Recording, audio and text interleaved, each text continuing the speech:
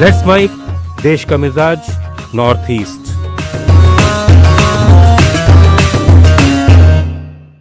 Let's mic देश का मिजाज में अब खबरें उत्तर पूर्व भारत से।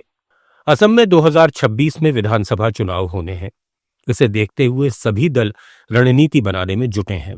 कांग्रेस ने राज्य इकाई का पुनर्गठन किया है और वो गैर बीजेपी वोटों को एकजुट करने पर जोर दे रही है। इधर सत्तारूढ़ बीजेपी ने राजधानी गुवाहाटी में बैठक की। इसमें मुख्यमंत्री हिमंता बिस्वा शर्मा ने केंद्र की एक्ट ईस्ट नीति जन जन तक पहुंचाने का ऐलान किया। एक्ट ईस्ट नीति दक्षिण पूर्व एशिया और इंडो पैसिफिक देशों के साथ भारत के आर्थिक, सांस्कृतिक और रणनीतिक संबंध मजबूत करती है। पूर्वोत्तर भारत, खासकर असम, इस नीति का केंद्र है। असम में गोमांस की कथित अवैध बिक्री के खिलाफ पुलिस ने बड़ी कार्रवाई की है। गुवाहाटी समेत कई जिलों में 178 जगहों पर छापेमारी की गई, जिसमें 1 क्विंटल से ज्यादा गोमांस जब्त हुआ और 196 लोगों को हिरासत में लिया गया। सीएम हिमंता ने कहा कि गोमांस तस्करी पर रोक लगाने के लिए ये अभियान जारी रहेगा। मणिपुर प्रशासन ने दावा किया है कि फरवरी में राष्ट्रपति शासन लगने के बाद से हिंसा में कमी आई है। अधिकारियों के अनुसार नागरिक हताहतों की संख्या घटी है और नशीली दवाओं की जब्ती बढ़ी है। मणिपुर पुलिस, असम राइफल्स और अर्धसैनिक बलों ने मई 2023 में लूटे गए हजारों हथियारों की बरामदगी के लिए अभियान तेज कर दिया है, जिसके अच्छे परिणाम मिल रहे हैं।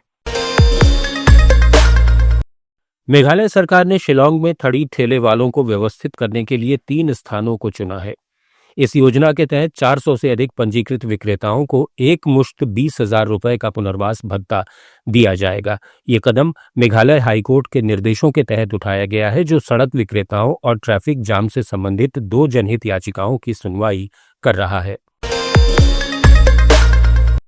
मेघालय के ईस्ट खासी हिल्स जिले में पर्यटकों की सुरक्षा के लिए अब पंजीकृत गाइड्स को अनिवार्य कर दिया गया है।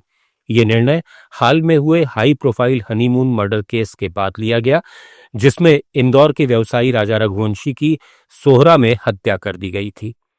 नियम तोड़ने वाले पर्यटकों को ट्रैकिंग रूट्स पर रोक का सामना करना पड़ सकता है। प्रशासन स्थानीय समुदायों के साथ मिलकर और प्रशिक्षित गाइड्स तैयार कर रहा है। सिक्किम की शिक्षिका पासांग डोमा, जो 7 महीने से लापता थी, उनका कंकाल सिलीगुड़ी के एक बंद मकान से बरामद हुआ है। इस मामले में अभी तक कोई गिरफ्तारी नहीं हुई है। पुलिस भी अभी जांच की दिशा का खुलासा नहीं कर रही है।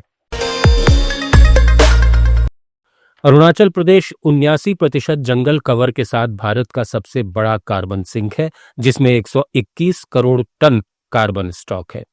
राजधानी ईटानगर में एक पर्यावरण और वन संरक्षण से संबंधित कार्यक्रम में मुख्यमंत्री पेमा खांडू ने कहा कि आज अरुणाचल देश के इकोसिस्टम में महत्वपूर्ण भूमिका निभा रहा है। इसका दुनिया भर में बढ़ रही गर्मी के खिलाफ योगदान नकारा नहीं जा सकता। अरुणाचल में चीन की सीमा से सटे जिले तवांग में पुलिस ने बिना इनर लाइन परमिट यानी ILP के घूम रहे 17 लोगों को पकड़ा है। पुलिस ने अपील की है कि सीमावर्ती और संवेदनशील राज्य होने के कारण लोग अरुणाचल में प्रवेश से पहले ILP अनिवार्य रूप से प्राप्त कर लें। मिजोरम में 51 किलोमीटर 380 मीटर लंबे बैराबी सैरांग रेल लाइन पर मालगाड़ी का स्पीड ट्रायल भी सफल रहा है। रेलवे सुरक्षा आयोग CRS ने इसे अनुमोदित कर दिया है। ये रेल लाइन 48 सुरंगों और 142 पुलों के साथ पहाड़ी इलाके में बनाई गई है, जिसमें एक पुल कुतुब मीनार से भी ऊंचा 104 मीटर है।